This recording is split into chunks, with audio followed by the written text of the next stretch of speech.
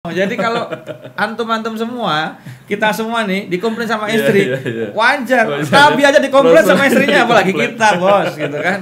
Nabi aja dikomplain. Nah, tapi komplainnya bukan demo ya. Bahasa kasarnya demo, bahasa perusahaannya komplain. Kalau bahasa kita kan ya ada sedikit kerikil, gitu kan. Nah, apa kerikilnya? Nah, rumah tangga itu akan hancur kalau sudah mulai hitung-hitungan.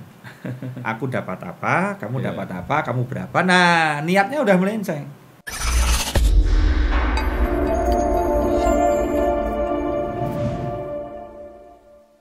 Assalamualaikum warahmatullahi wabarakatuh. Sahabat ID TV yang dirahmati Allah Subhanahu wa taala, selamat berjumpa kembali dengan kami Idrisiyah TV yang saat ini mengudara dan insya Allah mudah-mudahan istiqomah. Di hari ini tamu kita begitu istimewa karena jauh-jauh datang dari kota Gudeg, Yogyakarta. Beliau sosok yang sangat luar biasa. Di Jogja mungkin beliau sudah sangat masyhur, sangat terkenal, Ustaz. Dan insya Allah di Jawa Barat juga menyusul popularitas beliau. Beliau adalah Ustadz Munif Tauhid dan asli dari Yogyakarta, betul Ustaz ya? Iya, betul. Dari Yogyakarta, beliau adalah pengasuh Sasi Soma, sana sini soal agama. Juga beliau seorang konselor psikologi keluarga dan aktif juga di radio Jeronimo Ya. Jeronimo Yogyakarta. Baik. Assalamualaikum Ustaz. Waalaikumsalam warahmatullahi wabarakatuh. Apa kabar? Baik, alhamdulillah. Alhamdulillah. Kapan dari Jogja sampai ke Tasik? Tadi pagi 3:30 kita sampai sini dan alhamdulillah auranya luar biasa. Alhamdulillah. Jadi yang penting untuk pemirsa IDTV bahwa dalam kehidupan ini sesungguhnya yang kita cari itu kan ketenangan. Betul. Dan Allah itu kalau dilihat dari firman-firmannya memberikan ketenangan tuh nanti ketika di surga. Ya, di dunia ini kan memang tenangnya nggak lama. Betul. Ya, jadi kadang tenang, kadang tenang enggak. Karena nggak ada dunia itu tenang terus. Termasuk rumah tangga, nggak mungkin bahagia terus. Pasti ada oleng-olengnya dikit lah. Betul. Nah, oleng-oleng ini itu menunjukkan agar manusia itu sadar bahwa ini di dunia, bros, bukan di surga. Betul. Makanya kalau kamu sedang bertamu di dunia ini, ya jangan lama-lama. Jadi ketika teman-teman IDTV yang sedang berkeluarga itu kok kemudian mendapati pasangan tidak seideal yang diharapkan, mendapati persoalan rumah tangga, ingatlah bahwa ini sedang di dunia, maka akan ada itu. Betul, silakan cari rumah tangga. Dikira zaman Nabi Rasulullah nggak pernah punya konflik dengan istrinya? Punya, gitu. Ada. Walaupun konfliknya Rasulullah tidak seperti konflik kita ya. Betul. Bahwa ini salah satu nih kita bahas nih ya. Betul. Jadi pernah satu saat ketika itu tiba-tiba Rasulullah itu di masjid terus, di Masjid Nabawi terus, nggak pulang-pulang. Ternyata pada mau tanya tuh nggak enak, kenapa Rasulullah nggak pulang-pulang nih? Nggak pulang-pulang, kenapa gitu ditanya. Nggak boleh tanya, sahabat diem aja gitu kan. Cuma batin. Terus Rasulullah kelihatan agak kurus, karena nggak pulang, nggak pulang gitu kan. Ternyata Rasulullah itu nunggu wahyu. Nah, beliau nunggu wahyu karena apa? Karena ada komplain dari istrinya. No, jadi kalau antum-antum semua, kita semua nih dikomplain sama istri, wajar. Nabi aja dikomplain sama istrinya, apalagi kita, bos, gitu kan. Nabi aja dikomplain. Nah, tapi komplainnya bukan demo ya. Bahasa kasarnya demo, bahasa perusahaannya komplain. Kalau bahasa kita kan ya ada sedikit kerikil, gitu kan. Nah, apa kerikilnya? Jadi ketika itu para istri ini minta dinaikkan uang bulanan. Nah, jadi kalau antum istrinya minta jatah naik uang bulanan sama dengan istri Nabi. Jadi jangan cemas. Rasulullah mengalami. Nah, semuanya minta. Nah, Rasulullah bijak ya, tidak ngamuk, tidak marah, tidak kemudian kamu nggak berbakti pada suami. Enggak, Rasulullah nggak ego begitu. Luar biasa Rasulullah apa? Diam Rasulullah. Kenapa? Ya, ciri diamnya suami dalam rumah tangga ketika konflik itu ciri bahwa suami ingin mempertahankan rumah tangga. Nah, jadi kalau ada suaminya dimarah-marahin kok diam, bersyukurlah. Berarti Allah ngasih rahmat pada suami agar suaminya itu mempertahankan rumah tangga. Coba kalau suaminya gantian, sama-sama ya. udah bubar. Berakhir di perceraian. Kanjeng Nabi enggak begitu. Jadi kalau para bapak-bapak dimarahi istri kok diem, ikut Rasulullah berarti. Jadi Rasulullah enggak usah rame lah. Kemudian Rasulullah menepi untuk mendapat wahyu, menunggu wahyu. Ya Allah, ini istriku begini, ini gimana jawabannya, gitu kan? Ditunggu itu, tiba-tiba kemudian setelah 40 hari kurang lebih, kemudian Rasulullah mundur ya, pulang ke rumah. Nah, ketika pulang ke rumah itu ada peristiwa di mana istri-istri Rasul itu kemudian saling bergegas menuju ke rumah utama, istilahnya kan begitu. Nah, kebetulan ada Abu Bakar, ada Umar. Loh, ini kenapa ini? Hafsah, kata kata Umar. Loh, ini kok putriku sekarang kok tergesa-gesa mau ke rumah Rasul? Oh, berarti ada apa-apa ini? Termasuk Abu Bakar ketika lewat, Aisyah juga sedang jalan ke tempat yang sama. Oh, ini ada apa-apa dengan Rasulullah. Artinya Rasulullah nggak pulang-pulang, kok tiba-tiba Rasulullah mau pulang, kok istrinya pada mau ngumpul. Nah, kemudian ketika sudah datang di situ, semuanya kumpul nih. Rasulullah, istri-istri beliau, ada Abu Bakar, ada Umar. Gak ada yang berani ngomong, diam semua. Nah, orang yang paling berani kan cuma Umar nih. Umar berani ngomong duluan. Ya Rasulullah, mohon izin, ada apa sebetulnya, gitu kan? Ada apa sebetulnya? Kemudian, ya kata Rasulullah, ya ini aku nggak pulang karena kemarin ini para istri-istri ini pada minta naik uang bulanan, maka aku mencari wahyu apa jawaban dari Allah. Langsung itu Umar bin Khattab bilang sama Hafsah, "Hei Hafsah, kamu minta naik uangnya? Kamu minta naik?" Gitu. "Enggak ya, enggak kok. Aku cuma enggak enak sama yang istri yang lain ini loh." Dia nunjuk istri yang tua-tua gitu kan.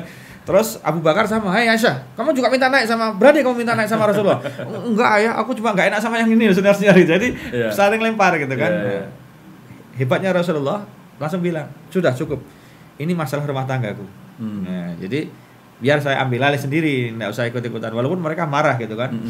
Marah itu karena sebagai mertuanya Rasulullah, kenapa anaknya itu kok nggak bisa kok berani komplain Rasulullah. Kemudian Rasulullah menerangkan, sudah ada wahyu turun. Di sini kurang lebihnya begini jawabannya Allah Subhanahu wa taala dan firman itu bahwa penuhilah apa yang mereka inginkan. Nah, seneng nih para istri ini yang jadi itu. Penuhilah para keinginan para istrimu itu. Nah, jika engkau belum mampu, maka tangguhkanlah. Kalau belum mampu, maka dijanjikan nanti. Nah, ini paling yang denger pemirsa IDTV langsung, berarti kan dikabuli nih. Belum selesai ayatnya. Masih ada terusannya. Apa terusannya? Dikatakan sama kemudian Allah kemudian lanjutin, dan setelah itu ceraikanlah mereka. Baru kita ngomong tidak kok diceraikan. Nah, tetapi ada lanjutannya. Kecuali mereka mau menerima apa yang telah Allah berikan, maka surga akan ada pada mereka. Nah, bahasa kasarnya, you milih tak kasih apa yang kamu minta, tapi aku cerai, atau kamu mau sabar tapi dapat surga. Semua langsung ngomong, aku ingin bersama di surga ya Rasulullah gitu. Nah, luar biasa kan? Betul. Nah, jadi kelas Nabi saja, betul. Itu ada konflik. Itu loh, itu yang kita ingin sampaikan di situ. Ya Ustaz. Luar biasa sekali. Rasulullah sendiri saja kan makhluk yang sempurna lah. Ya, keluarganya betul. Ada aja problematika, apalagi kita istilahnya. Ya, betul. Maka kita juga melihat bahwa rumah tangga itu kan ibadah terpanjang ya. Betul. Ibadah terlama gitu. Ya. Maka secara otomatis di sana ada suka, ada duka, ada ibadah, bahkan bisa jadi juga jadi terjerumus ke dalam dosa. Ya. Mungkin Ustadz bisa berbagi tips kepada kami, bagaimana nih membina rumah tangga dalam ibadah yang panjang ini supaya bisa bersama-sama berniat ibadah, tujuannya yang sama sampai pada akhirnya nanti masuk surga bersama-sama. Ya. Love is blind. Cinta itu buta. Nah, kalau antum kita semua cinta, itu harusnya buta. Kita cinta sama Rasulullah, kita harus buta. Enggak peduli apa yang perintah Rasulullah, gue kerjain. Gitu kan? Cinta sama Allah, enggak peduli apa perintahnya Allah, gue kerjain. Sama, ketika cinta sama suami sama istri, enggak peduli kekurangan suami sama istri, aku tetap cinta. Nah, bahasa yang lebih sederhana, enggak hitung-hitungan. Nah, rumah tangga itu akan hancur kalau sudah mulai hitung-hitungan. Aku dapat apa, kamu dapat apa, kamu berapa. Nah, niatnya udah melenceng. Makanya hampir semua kasus yang saya tangani, baik di Jogja maupun di luar Jogja itu, yang bercerai itu rata-rata mulai ngitung. Mulai menghitung, aku ngasih uang bulanan sekian, kamu harusnya ngasih aku sekian. Nah, udah mulai transaksi bisnis. Nah, kalau udah bisnis, kita sama Allah bisnis, sama Rasulullah bisnis, sama terjadi nggak ibadah akhirnya. Betul. Orang itu level pertama ibadah di mana-mana sama mirip. Kamu duhao biar kaya. Oke, itu janjinya Allah untuk melayani hadisnya Rasul kan jelas. Kamu tahajud atau biar naik derajatnya, gitu kan? Kamu sedekah nanti Allah akan balikin. Oke, itu pertama boleh seperti itu. Tetapi begitu kita sudah masuk di dalam duha, dalam tahajud, dalam wirid, dalam zikir, dalam istighosah, dalam ritual nanti malam yang insya Allah saya ikut juga majelis di sini, itu pure. Ya Allah terserah jenengan. Mau diapain, mau apain, pokoknya gue dekatin kau ya Allah. Nah sama, ketika rumah tangga itu sudah mulai nggak ngitung, apapun pokoknya pure, yang penting kita bertahan mas, setia, itu nanti akan jadi luar biasa. Nah jadi kayak bayangannya gini, kalau rumah tangga harmonis karena uang, buktinya banyak orang-orang yang kaya tetap cerai. Kalau harmonis itu karena apa lagi? Karena ketampanan, kecantikan, banyak yang cerai juga. Betul. Yang miskin cerai, yang kaya cerai, yang ganteng cerai, yang jelek cerai, betul nggak? Nah jadi kata kuncinya adalah kalau kita udah cinta kita harus membutakan semuanya. Ya membutakan itu artinya apa? Jangan mulai menghitung-hitung. Nah itu tips pertama ya. Nanti kita akan sambung di segmen yang lain biar penasaran. Nanti lihat lagi gitu kan lanjutannya gitu. Baik Ustaz. Semangat sekali nih luar biasa. Kemudian Ustaz, keluarga itu kan tidak lepas dari problematika lah. Itu kan beberapa faktornya karena beda pola didik, beda pemikiran, secara fitrah laki-laki dan perempuan jelas berbeda. Nah, kefitrahan ini yang justru terkadang menjadi problem dalam keluarga. Contoh misalkan karena pola asuh dari orang tua masing-masing dibawa bersatu, itu jadi konflik.